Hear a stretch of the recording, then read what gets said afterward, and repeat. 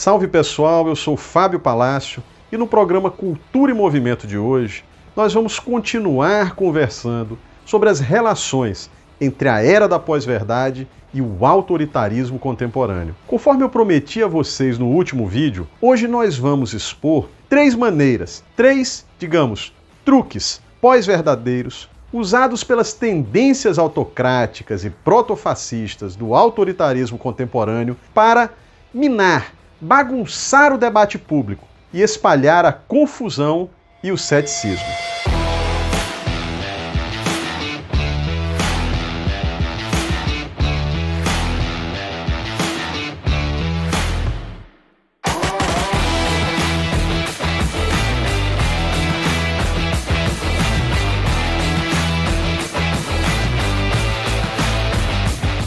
Vamos à primeira delas, o ataque aos especialistas e às fontes credenciadas. No primeiro vídeo desta série sobre pós-verdade e autoritarismo contemporâneo, que está disponível aqui na TV Grabois, nós vimos que uma das marcas da era da pós-verdade é exatamente o ataque, a desconfiança que é semeada em relação a especialistas e fontes confiáveis. As tendências fascistizantes do autoritarismo contemporâneo tentam solapar a credibilidade das instituições que compõem aquilo que podemos chamar de uma institucionalidade do verídico. Ou seja, estamos falando de universidades, imprensa, governos e outras instituições.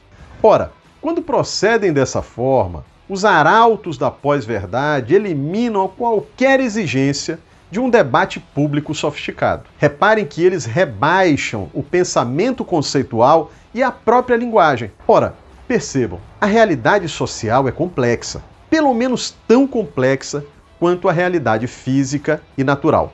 Para conhecer a fundo essa realidade, precisamos de terminologias com um mínimo de complexidade, capaz de fazer distinções que de outro modo ficariam invisíveis. Numa democracia, a linguagem também conta muito. Um vocabulário rico e variado, como destaca um autor como Jason Stanley, é também uma instituição democrática vital.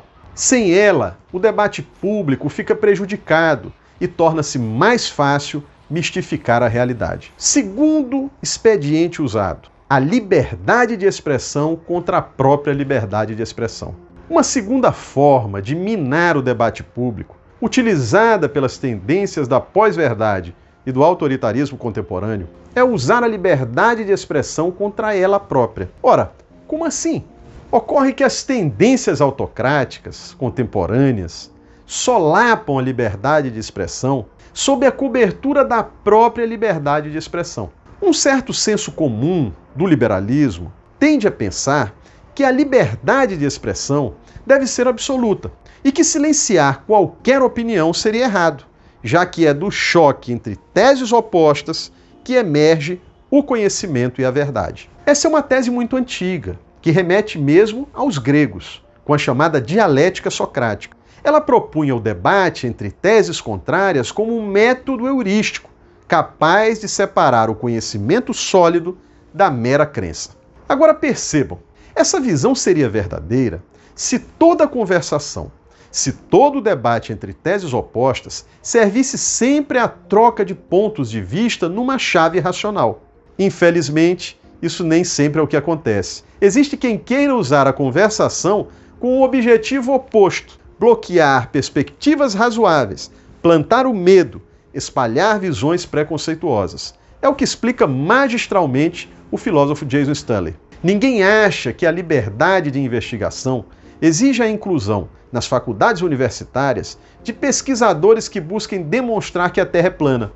Tal posição é infrutífera, conforme determinamos por meio de investigação científica conclusiva. Adicionar alguém que diz que a Terra é plana impediria a investigação objetiva.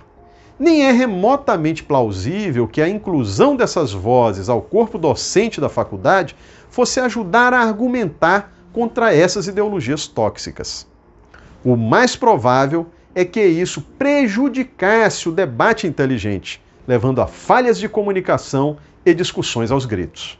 Em outras palavras, permitir todo e qualquer tipo de opinião na esfera pública, dando-lhe tempo e espaço para suas considerações não necessariamente contribui para o debate e a deliberação, podendo, ao contrário disso, inviabilizá-los. É por isso que, em substituição à deliberação pública arrazoada e ao dissenso fundamentado, o protofascismo contemporâneo impulsiona a liberdade de tudo dizer. Não existe qualquer preocupação com a busca da verdade em sua dimensão objetiva. Ao contrário, a verdade está nas crenças de cada um.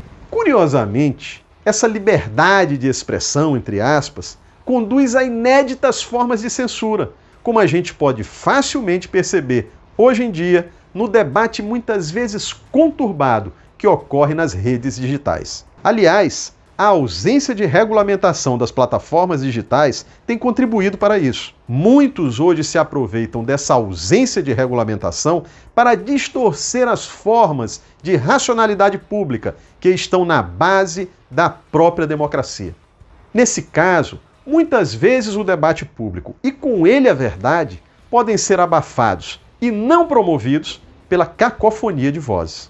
Quando isso acontece, acaba por inviabilizar os consensos, isto é, a realidade compartilhada que serve de fundamento a qualquer possibilidade de deliberação democrática. E aqui entramos na terceira estratégia pós-verdadeira para minar o debate público.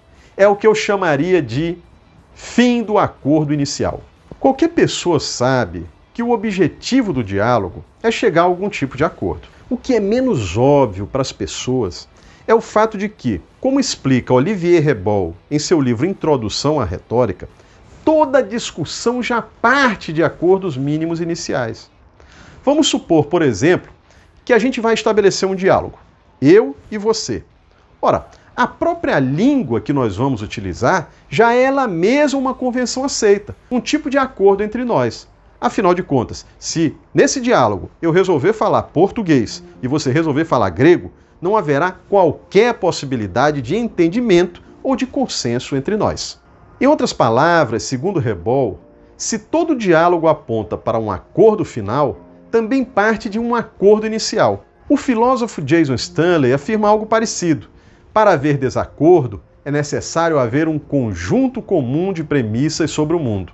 Mesmo no duelo, há concordância sobre as regras. Ora, a nova língua do bolsonarismo, sua linguagem pobre e idiosincrática, visa exatamente liquidar esse acordo inicial e, com ele, qualquer possibilidade de mediação dialógica. O próprio terraplanismo, aliás, tem muito a ver com isso que estamos falando aqui.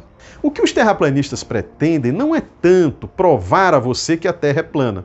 Eles querem, na verdade, primeiramente, criar um sentimento de pertencimento, de comunidade entre os próprios terraplanistas. Além disso, eles querem dizer que tudo está em debate, que não existem acordos mínimos sobre absolutamente nada. É como se te dissessem, sabe aquilo tudo que você aprendeu sobre democracia, igualdade, direitos, gênero e até sobre a Terra ser redonda? Pois esquece tudo. Não era nada daquilo. Ora, isso nos remete a algo que já era destacado pelo grande filósofo marxista da linguagem Mikhail Bakhtin. Ele dizia que a fala, motor das transformações linguísticas, não diz respeito apenas aos indivíduos. A palavra falada é antes o coliseu onde se confrontam valores sociais contraditórios. Estes, por sua vez, refletem conflitos de classe que surgem no interior do sistema linguístico como disputas, relações de dominação e de resistência, adaptação ou resistência a hierarquias e relações de poder, etc. As diferenças de classe correspondem diferenças de registro linguístico ou de discurso. Na arena da linguagem, o que os tecnopolíticos do autoritarismo contemporâneo perceberam é que a cacofonia de opiniões heterodoxas podia inviabilizar as premissas comuns que servem de base a qualquer discussão produtiva. Afinal, quando teorias da conspiração se tornam a moeda da política, e imprensa e instituições educacionais caem em descrédito, o que acontece é que os cidadãos não têm mais uma realidade comum que possa servir como pano de fundo para a deliberação democrática. Nessa situação, os cidadãos acabam recorrendo a outras referências.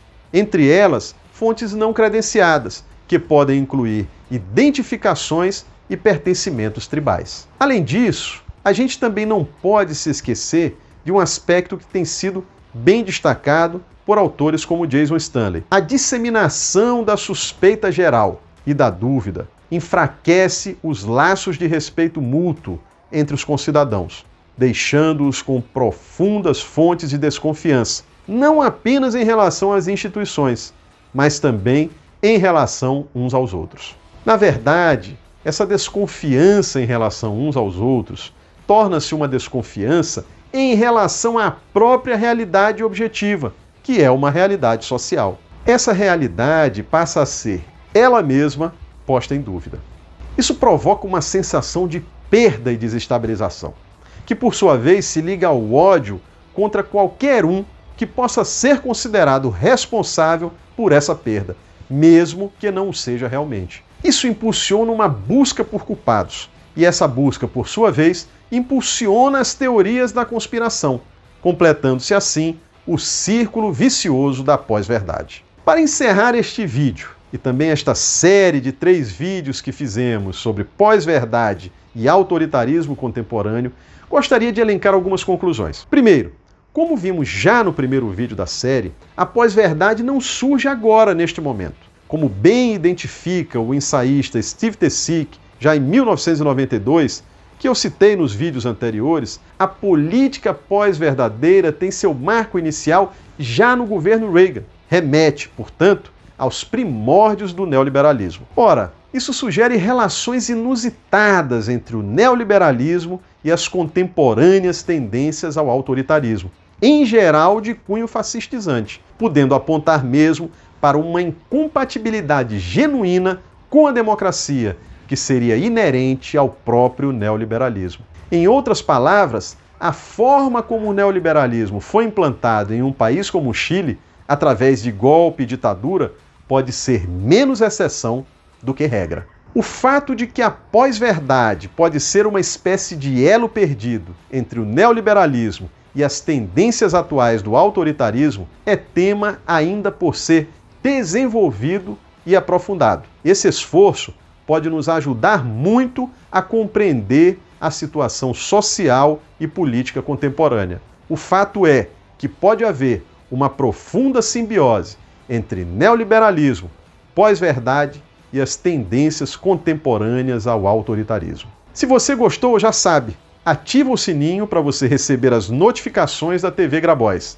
A gente se vê no próximo Cultura em Movimento.